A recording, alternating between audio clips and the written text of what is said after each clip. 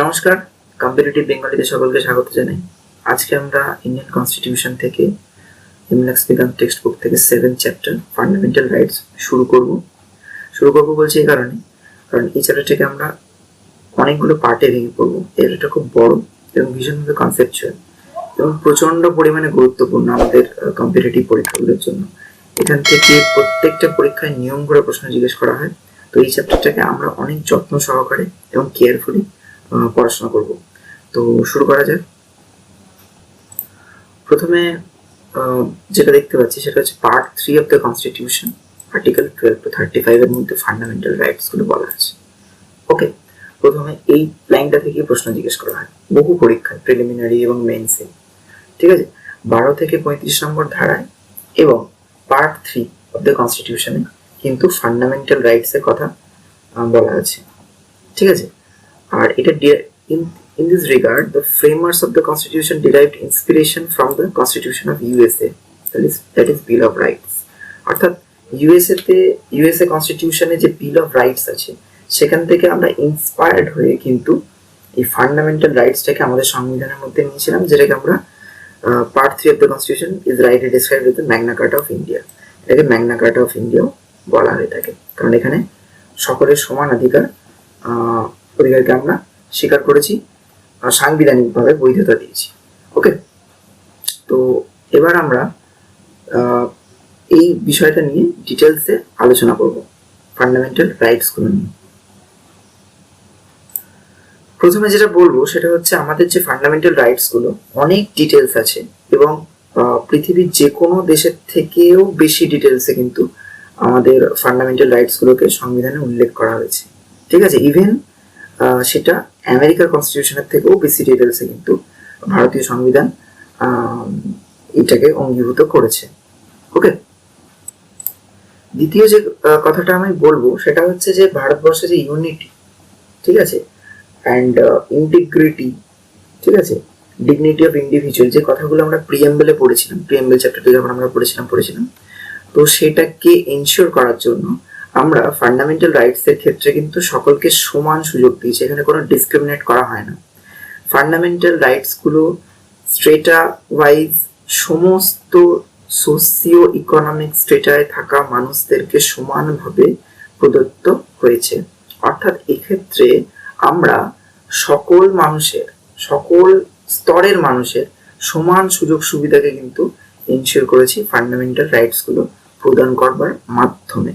এক্ষেত্রে কোনো ধনী দরিদ্র নির্বিশেষে এবং প্রিভিলেজ ক্লাস বা কি বলবো এদের ভিত্তিতে আমরা কিন্তু কোনো রকম ভাবে স্পেশাল কোনো প্রভিশন রাখিনি।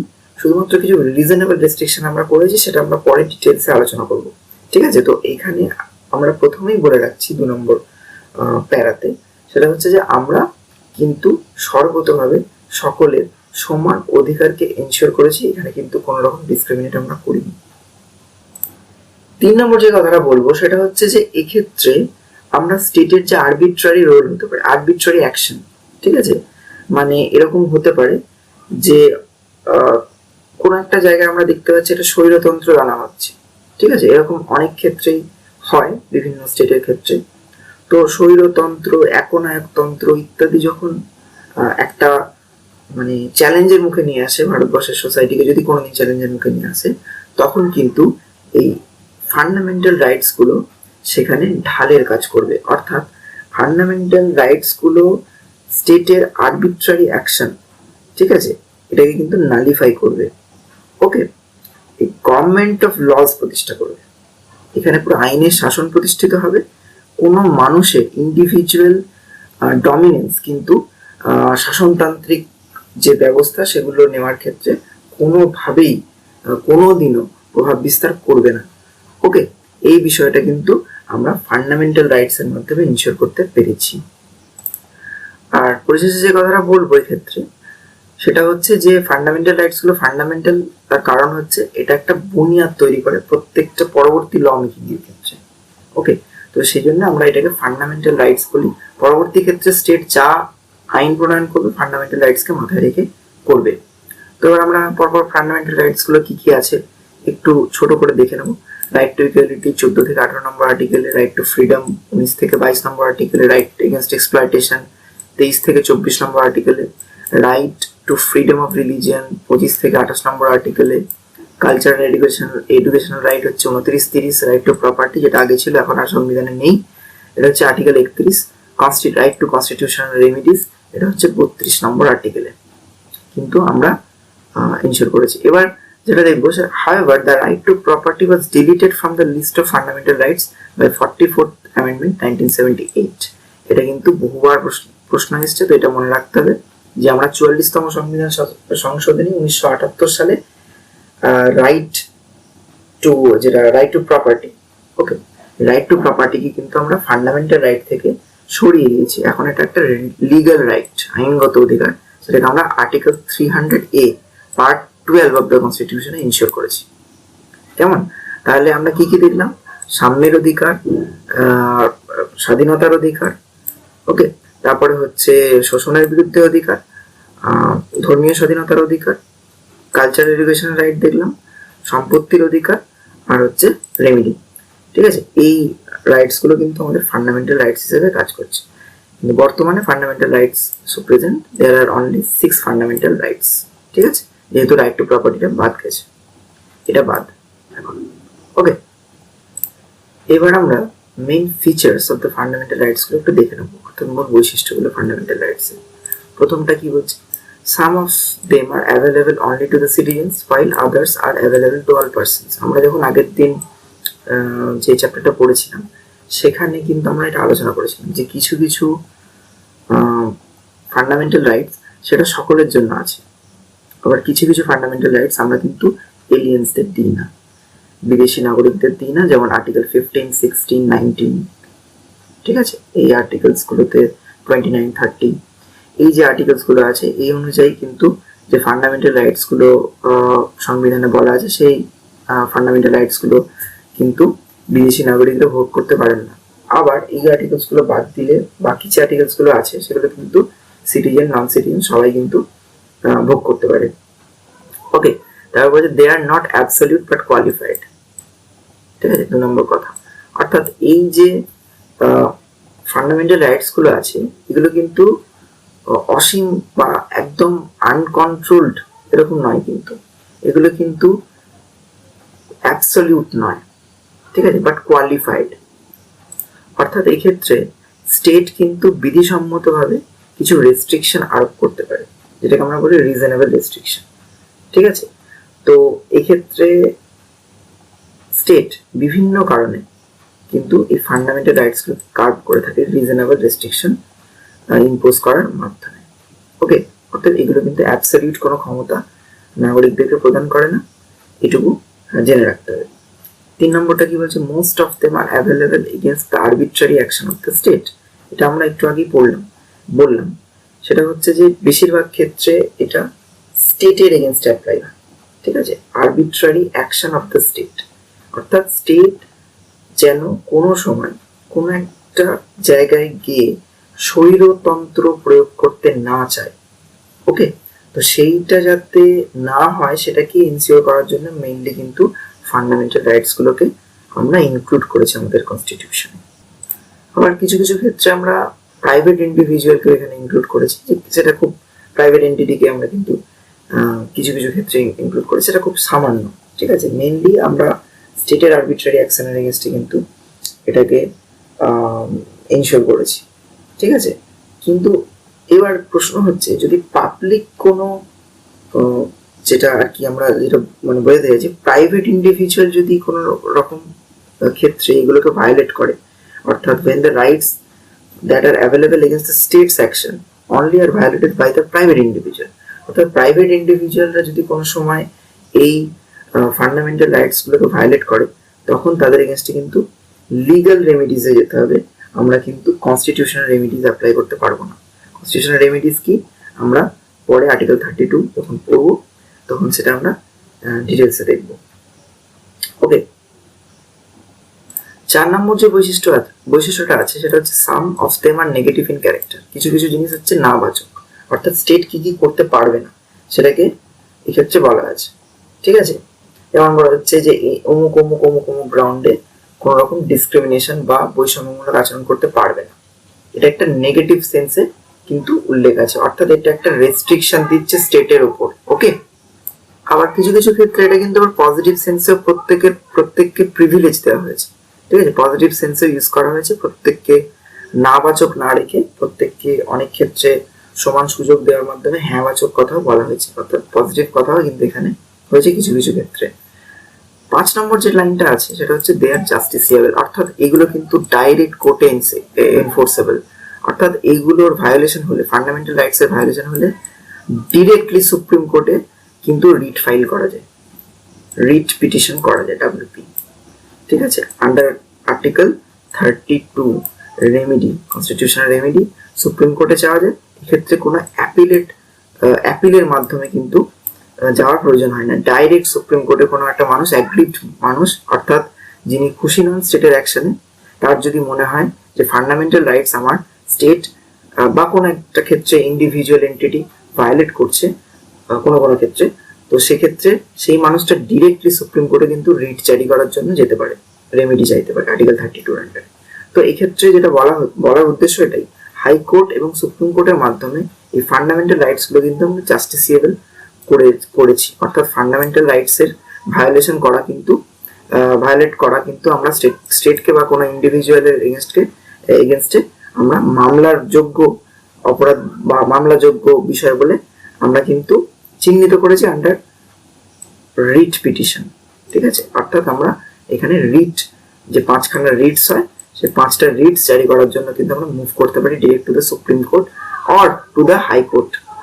আমাদেরকে কিন্তু কোনো রকম ভাবে কোনো অ্যাপিলের মাধ্যমে না গেলেও চলবে। ওকে, 7 নম্বরটা নতুন কিছু নয়, দে আর নট স্যাক্রোসেন্ট অর পার্মানেন্ট। ঠিক আছে, অর্থাৎ এক্ষেত্রে এইগুলো কিন্তু কোনোটাই কি বলবো অলঙ্ঘনীয় নয় বা পার্মানেন্টও নয়। এটাকে কিন্তু আমরা সংবিধান সংশোধনের মাধ্যমে পরিবর্তন করতে পারি, নতুন কিছু ফান্ডামেন্টাল রাইট আমরা অ্যাড করতে পারি, কোনো ফান্ডামেন্টাল রাইটের কিন্তু পরিবর্তন করতে পারি। বাট আমাদেরকে এখানে একটা জিনিস নজরে রাখতে হবে, যে সেটা কখনো বেসিক স্ট্রাকচার অফ দ্য কনস্টিটিউশনকে যেন ভায়োলেট না করে, অর্থাৎ যে সংবিধানের যে মূল গঠন সেইটাকে যেন কোনো রকম ভাবে আমরা যে অ্যামেন্ডমেন্ট গুলো করবো সেগুলোর মাধ্যমে কোনো রকম পরিবর্তন যেন ফান্ডামেন্টাল যে প্রিন্সিপালস গুলো আছে, অর্থাৎ যেটা basic structure of the constitution form করেছে, সেটাকে যেন কোনো রকম ভাবে বিঘ্নিত না করে। এটা কিন্তু আমাদেরকে এনশিওর করতে হবে যখন আমরা ওই চেঞ্জেস গুলো আনবো ফান্ডামেন্টাল রাইটসে। ঠিক আছে, 8 নাম্বারটা হচ্ছে যেটা আমরা দেখতে পাচ্ছি সেটা হচ্ছে they can be suspended during operation of national emergency, অর্থাৎ যখন ন্যাশনাল এমার্জেন্সি চলে তখন কিন্তু ফান্ডামেন্টাল রাইটস গুলোকে সাসপেন্ড করা যেতে পারে দুটো আর্টিকেলকে বাদ দিয়ে, 20 আর 21, except the rights guaranteed by article 20 and 21। অর্থাৎ যে রাইটস গুলো 20 এবং 21 আর্টিকেলসে বলা আছে, 20 এবং 21 নম্বর ধারাতে যে রাইটস গুলোর কথা বলা আছে সেগুলোকে বাদ দিয়ে বাকি ধারাগুলোকে আমরা কিন্তু সে সময় সাসপেন্ডেড রাখতে পারি। ওকে, আর যেটা বলা আছে যে আর্টিকেল 19 যে 6খানা অধিকারের কথা বলা আছে সেটাকে তখনই সাসপেন্ড করা যাবে যখন ইমার্জেন্সিটা ডিক্লেয়ার্ড হবে on the ground of war or external aggression, অর্থাৎ বৈদেশিক শত্রুর আক্রমণ বা বৈদেশিক যে আগ্রাসন তার বিরুদ্ধে সেটার এগেনস্টে যখন ন্যাশনাল এমার্জেন্সি ডিক্লেয়ার্ড হবে তখনই কেবলমাত্র কিন্তু আর্টিকেল 19 কে সাসপেন্ড করা যাবে। ওকে, তাহলে আমরা কি এখান থেকে জানলাম যে প্রত্যেকটা আর্টিকেল কি সাসপেন্ড করা যেতে পারে এক্সেপ্ট 20 and 21, 20 এবং 21 ধারায় যে জিনিসটা স্বীকৃতি দেওয়া হয়, যে ফান্ডামেন্টাল রাইটস গুলো স্বীকৃতি দেওয়া হয়েছে সেগুলোকে বাদ দিলে বাকি সমস্ত ফান্ডামেন্টাল রাইটস কে কিন্তু সাসপেন্ড করা যেতে পারে। আর আর্টিকেল 19 যেটা যে 6খানা মৌলিক অধিকারকে স্বীকৃতি দেওয়া হয়েছে সেটাকে একমাত্র তখনই সাসপেন্ড করা যাবে যখন এই যে ন্যাশনাল এমার্জেন্সিটা ডিক্লেয়ার হবে on the ground of war and external aggression. Okay, এবার আমরা 9 নম্বরটা দেখবো, সেটা হচ্ছে their scope of operation is limited by article 31A saving of laws providing for acquisition of estate. ঠিক আছে, আর 31B, এই 31A আর 31B নম্বর ধারাতে তাদের স্কোপ অফ অপারেশনটা কিন্তু লিমিটেড রাখা হয়েছে। 10 নম্বরটা কি বলছে, their application to the members of armed forces, paramilitary forces, police forces, intelligence agencies and other services can be restricted or abrogated by the parliament. অর্থাৎ আর্টিকেল 33 অনুযায়ী এই যে ফোর্সেস গুলো আছে, paramilitary force, police force, intelligence agency, এই যে different important strategic agencies গুলো আছে, তাদের ক্ষেত্রে এর অ্যাপ্লিকেশনকে কিন্তু রেস্ট্রিক্ট করা যেতে পারে। এই যে ফান্ডামেন্টাল রাইটস এর অ্যাপ্লিকেশনস আছে সেগুলোকে কিন্তু রেস্ট্রিক্ট করা যেতে পারে এগুলোর ক্ষেত্রে। কারণ আমরা জানি যে এই ফোর্সেস গুলো, এই যে ইউনিফর্ম সার্ভিসেস গুলো আছে, সেক্ষেত্রে অন্য রকমের প্রয়োজনীয়তা আছে রাষ্ট্রের, ঠিক আছে? তো সেজন্য আমরা এদেরকে ফান্ডামেন্টাল রাইটস গুলোকে পুরোপুরি উপভোগ করার সুযোগ দিই না, ঠিক আছে? মানে দিই না বলতে পার্লামেন্ট আইন করে সেটাকে রেস্ট্রিক্ট করতে পারে। ওকে, their application can be restricted while martial law is in force in any area. অর্থাৎ কোনো একটা জায়গায় যদি মিলিটারি রুল চলে, সেই জায়গাতে কিন্তু এই যে ফান্ডামেন্টাল রাইটস গুলো আছে 12 থেকে 35 নম্বর ধারা, সেগুলোকে কিন্তু আমরা অনেক ক্ষেত্রে রেস্ট্রিক্ট করতে পারি। ওকে, সীমাবদ্ধতা প্রদান করতে পারি। 12 নম্বরটা কি বলছে? Most of them are directly enforceable, self executory, while a few of them can be enforced on the basis of law made for giving effect to them. অর্থাৎ ডাইরেক্ট সংবিধানে উল্লিখিত যে ধারাগুলো আছে তার মাধ্যমেও বেশিরভাগ ক্ষেত্রে আমরা এটাকে এক্সিকিউট করতে পারি। অন্য ক্ষেত্রে, অনেক ক্ষেত্রে দেখা যাচ্ছে বা বেশ কিছু ক্ষেত্রে দেখা যাচ্ছে যে ওই সংবিধানের প্রভিশনটাকে কাজে লাগিয়ে আইন প্রণয়নের মাধ্যমে আমরা কিন্তু এই ফান্ডামেন্টাল রাইটসকে, তার যে এক্সিকিউশনের জায়গাটাকে তৈরি করছি। ফাইন, তার মানে কি হলো যে সংবিধানের বর্ণিত ফান্ডামেন্টাল রাইট দিয়েই এটাকে এনশিওর করছি, এক্সিকিউট করাচ্ছি, অথবা অনেক ক্ষেত্রে ওই ফান্ডামেন্টাল রাইটস গুলোর থেকে আমরা ল বানাচ্ছি, ল বানিয়ে সেটাকে কিন্তু এক্সিকিউট করছি। ওকে, এই দুটোই এখানে আমরা দেখতে পাই। এবার আমরা দেখব ডেফিনিশন অফ দ্য স্টেট।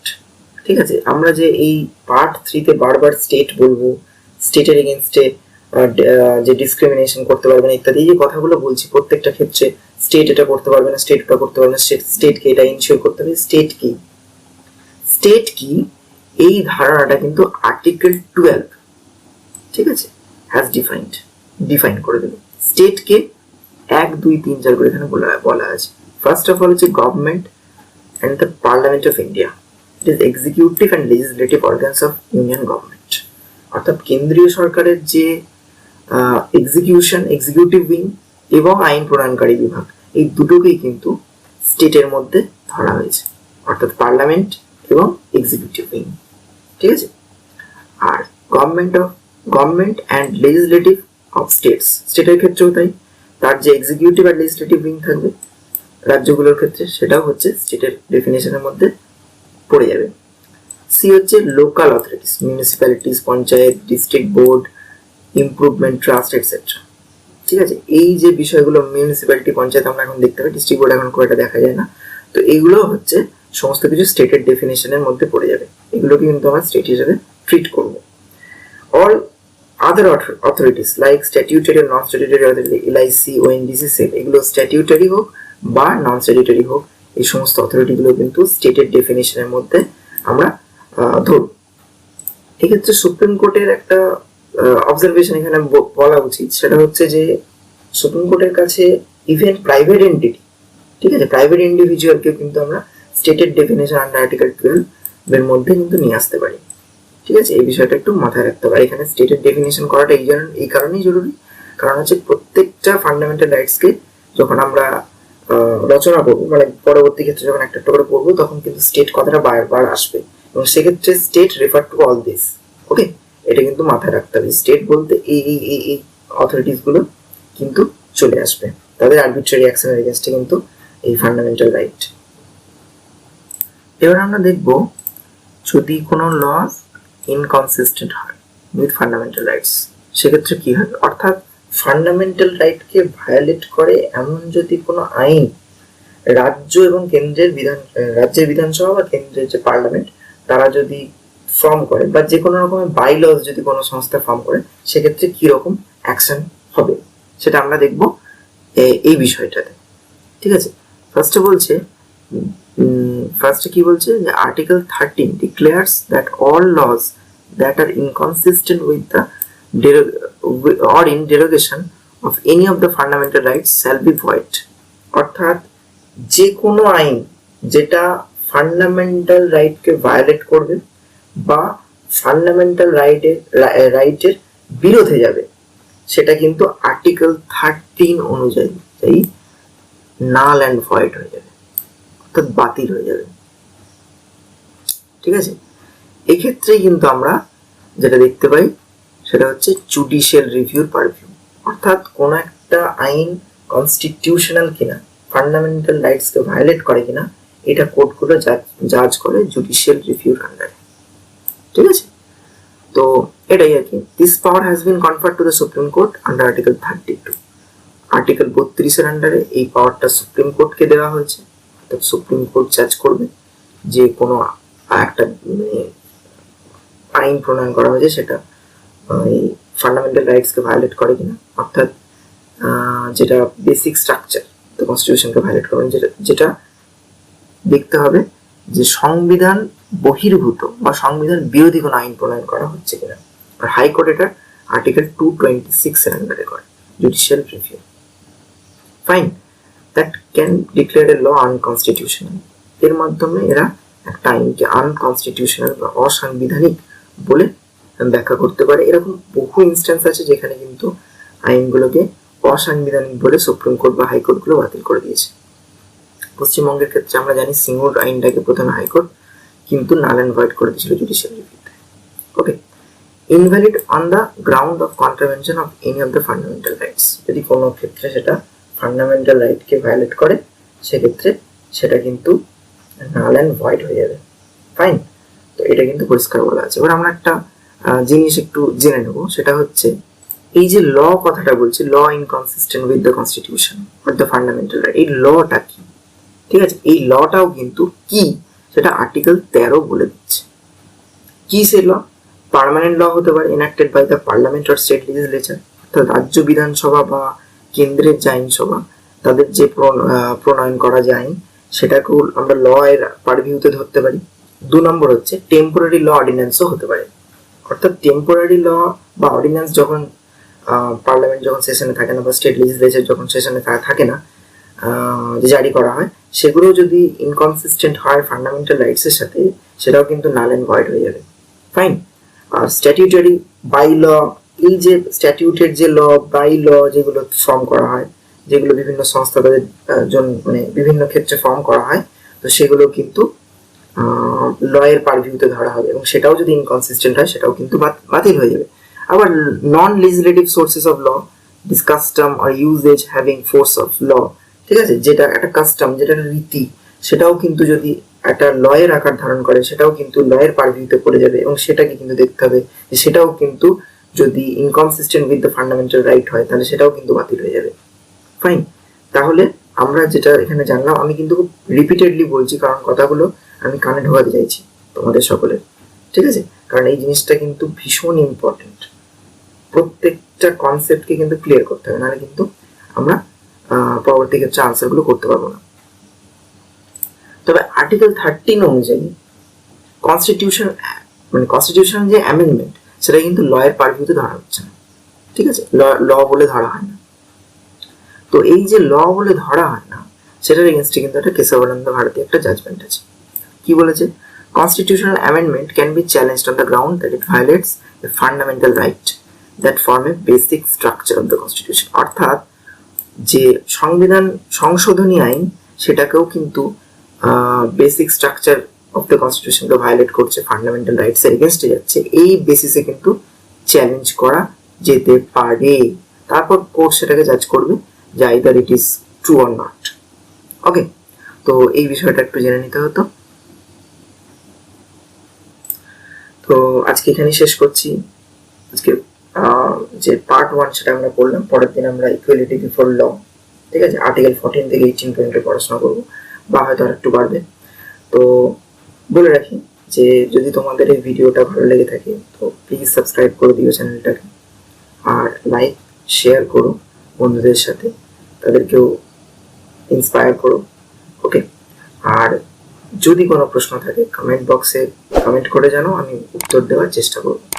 ওকে, তো thanks for watching and God bless you.